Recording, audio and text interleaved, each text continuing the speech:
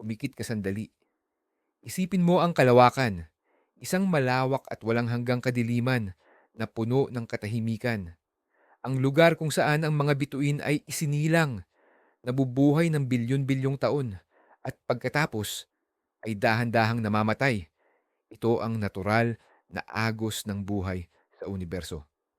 Ngunit, paano kung may mga bagay sa kosmos na lumalabag sa batas na ito? Paano kung ang kamatayan ay hindi pala ang huling hantungan?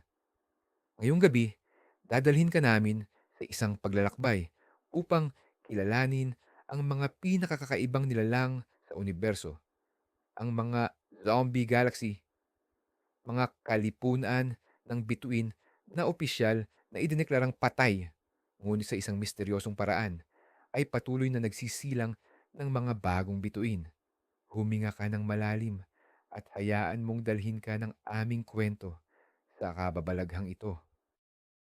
Upang maunawaan ang isang zombie, kailangan muna nating alamin kung ano ang ibig sabihin ng patay na galaxy. Sa kalawakan, ang isang galaxy ay itinuturing na buhay kung aktibo itong lumilikha ng mga bagong bituin. Ang prosesong ito na tinatawag na star formation ay nangangailangan ng malaking supply ng malamig na gas, ang mismong hilaw na materyales para sa mga bituin. Sa paglipas ng bilyon-bilyong taon, nauubos ang gas na ito. Ang mga malalaking, asul at mainit na bituin ay mabilis na namamatay at ang natitira na lamang ay ang mga luma, malamig at pulang bituin.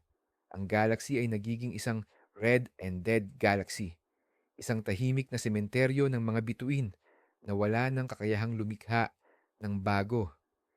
Ito sana ang normal na pagtatapos ng kanilang kwento.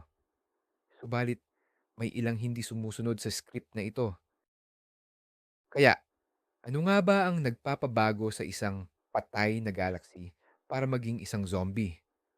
Ang sagot ay nakasalalay sa isang marahas, ngunit kamangha-manghang konsepto, cosmic cannibalism. Isipin mo ang isang malaking, matandang galaxy na pag-alagala sa isang siksikang kumpol ng iba pang mga galaxy. Dahil sa napakalakas nitong gravity, nagsisimula itong hilahin ang mas maliliit at mas batang galaxy na napapalapit dito. Hindi niya ito basta-basta nilalamon ng buo. Sa halip, dahan-dahan niyang ninanakaw ang pinakamahalagang yaman nito, ang malamig na gas.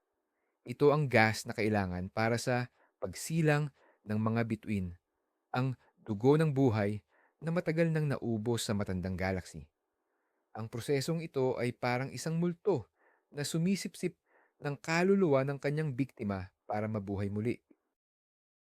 Ngayon, ano ang nangyayari sa ninakaw na gas na ito?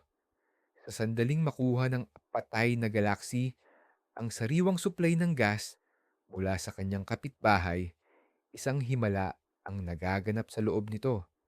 Ang gas na ito, na mayaman sa hydrogen, ay nagsisimulang mag-ipon at lumamig sa gitna ng matandang galaxy. Habang dumarami at bumibigat ang mga ulap ng gas na ito, ang puwersa ng gravity ay nagsisimulang maging mas malakas kaysa sa pressure na nagtutulak palabas. Ang mga ulap ay bumabagsak sa kanilang sarili, umiinit ng husto sa kanilang core hanggang sa isang flash ng liwanag, isang bagong bituin ang isinilang. Sa gitna ng sementeryo ng mga luma at pulang bituin, biglang sumisibol ang mga bata, maiinit, at napakaliwanag na asul na bituin. Ang patay na galaxy ay muling nabuhay.